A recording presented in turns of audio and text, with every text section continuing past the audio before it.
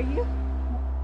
How am I? Well, I'm fine. I've really enjoyed the rally so far, and all of the stories, the testimonials, the changes in people's lives. This is exciting.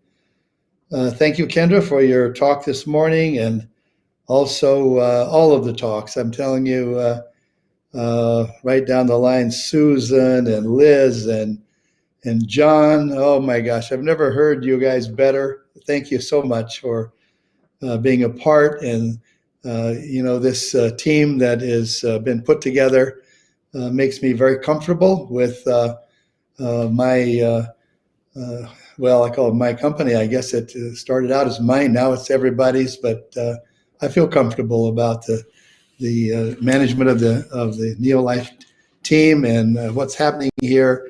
And so, with that, I'd like to get into my story. Well, first of all, Kendra, you see that there's a lot of sunlight coming in, and this is where you set me up to do this video from. And so now the sun is bright coming through the window. It was raining that day, and so I have no window shade, so you see that it's not going to change. So but it will allow you to see that since I've been using the NeoLife products on my face, I've noticed the difference in the wrinkles, and I want to thank you for being critical of me, as I said, when you and your mother criticize me as well as others, it makes me a better person, and so that's why the Nutrients products are working. Again, as you can see, as you look at your screen, I am, I started in the business, as you know, when I was 19 years old. And wow, that's been a while. I'm 80 years old, and in April 9th, I will be, it's a month and a half away, I'll be 81.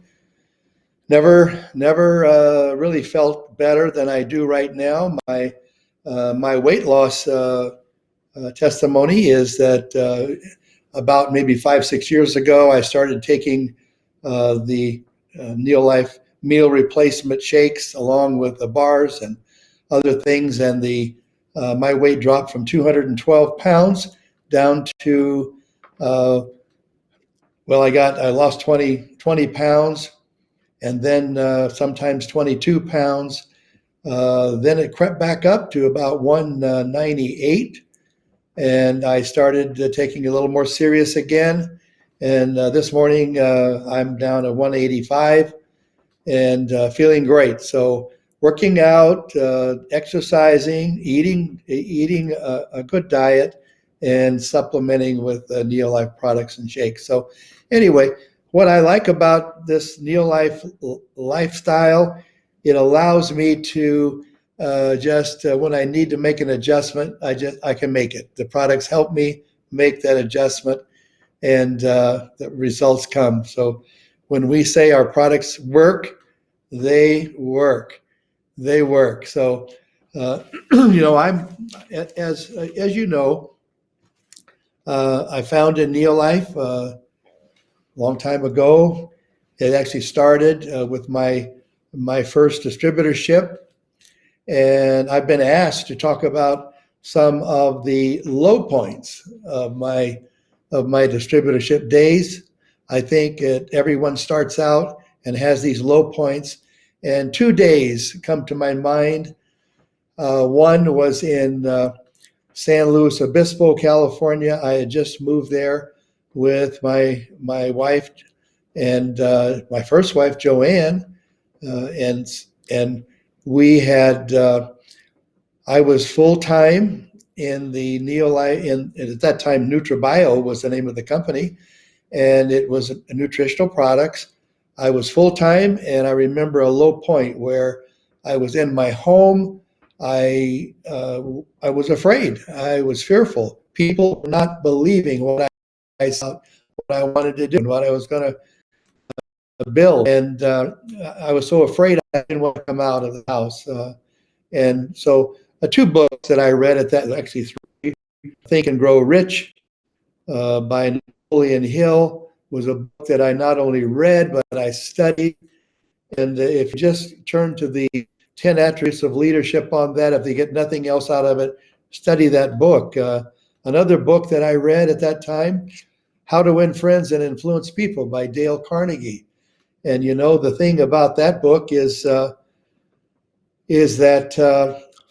it tells you some things that if you want to influence people and win friends, the things you cannot do, number one is criticize, condemn, or complain. You do those three things, you'll have no friends. And if you have one, they won't want to spend time with you. And you won't make any new friends. So eliminate those things. But anyway, the second time in my life that I was a low point, now from that San Luis Obispo thing, these books, along with the most important book in my life, the Bible, helped me to gain the confidence to go out and do what I knew I needed to do. So skip forward now, maybe about a year, and I was in San Jose, California. I had moved here, and I found myself at a low point again down. The NeoLife company had gone broke. Not NeoLife, I'm sorry. The NutraBio company had gone out of business, bankrupt, and then I joined another company called Advanced Marketing, similar product line, and that company I had high hopes for, but I was in a big city. I'm not a big city guy, and so as a result, I found myself down and afraid. And I even went so far as to justify why I couldn't call people on the phone, because here people work the night shift, the day shift. So I was afraid that I'm afraid that if I call somebody during the day, maybe they were working last night, they'll be upset. So I was trapped. I couldn't call anybody. I fearful again. These books, once again, coming back to basics and learning more about what I needed to do, how I needed to change, caused me to somehow go past or get through this hurdle. Now, along about that time, although I was reading scriptures in the Bible, I knew that I could quote different passages and scriptures, but I couldn't apply them to myself. But as I learned to trust in God's laws or universal laws and really trust, I found that it became simple or simpler. And then over time, adding to my knowledge and then practicing, which gives me the experience. You see, those two things start to build, and the experience then sets up a situation where you don't even realize what you're learning, and you don't realize how far you've come, because nobody's measuring it on a day-by-day basis. But apply for any job, and the first thing they'll ask you is, what is your experience? And in this case, we have to gather experience. And that's just by doing. That's not by sitting in class. That's not by buying self-improvement courses. That's not by going and hearing some speaker talk about 20 things you need to do. In fact, I believe in reducing down the number of things that you need to do to just a few basics. And that way, you're not overwhelmed. If somebody tells me there's 20 things you need to do to be this or that, or all they're doing is making you feel more inadequate, so you'll buy more of their positive tapes and things. In fact, if you look at the life of Jesus, when he was asked, what regarding the commandments, he was asked which is the most important. Well, at the time he was asked there were more than 10 commandments. In fact, the Jewish religion at that time had over 600 commandments in it. And what did he say about that? He reduced it down to one. He said, if you love your neighbor as yourself, you cover all of the commandments. And your neighbor's everybody, by the way. So let's go through some of these laws or universal laws. And one is let's go to Einstein, one of the smartest people ever lived. And what did he say about this universal law of thinking? He said that a man's imagination is a precursor or a look into his future. The Bible says, as a man thinketh, so is he. As a man thinketh in his heart, in fact. And then whatsoever a man thinketh, so shall he be. So these are laws. The things that we think about, that's where we live. That's our mind then actually controls our body. So if you could lose your hand or your finger or a leg or any part of your body, that's not you. If you get down, if you just got a brain, that's you and your soul and your mind. And so whether you come from a secular point of view or from God's point of view, what you think about is so important, because that's what you think about most of the time. That's what's going to determine your future. So let's talk about another law. In fact, the Bible promises that said all things work together for the good of them who love the Lord and are called according to his purpose. And then at another place in the Bible, it says what a purpose is. It says, we just mentioned it earlier, I did. It said that when Jesus was asked about that, what's the most important thing? He said, love your neighbor. Well, God's purpose, love God with all your heart and love your neighbor as yourself. Well, your neighbor happens to be everybody. And then if you want to make friends, be the first one to show that love. Love means you're helping somebody. You want to encourage them. You want to be a good listener. Listen to their problems. Don't talk about yours. Don't criticize, condemn, or complain. Back to that. That's Dale Carnegie. And then listen to them. Be the first one that reaches out. Make the first move. And once you make that first move, you start the beginnings of a friendship. And when that friendship develops, it turns into a relationship as you nurture it, as you keep doing the things that help people. Well, it doesn't say just help people in a spiritual way. Help people every way you can. Help people if they need help. Give them financial help. Give them not loaning money. Just give what you can. Now that goes back to our business of earning more money, having the resources that you can help somebody. So I believe that what we're doing is good for people.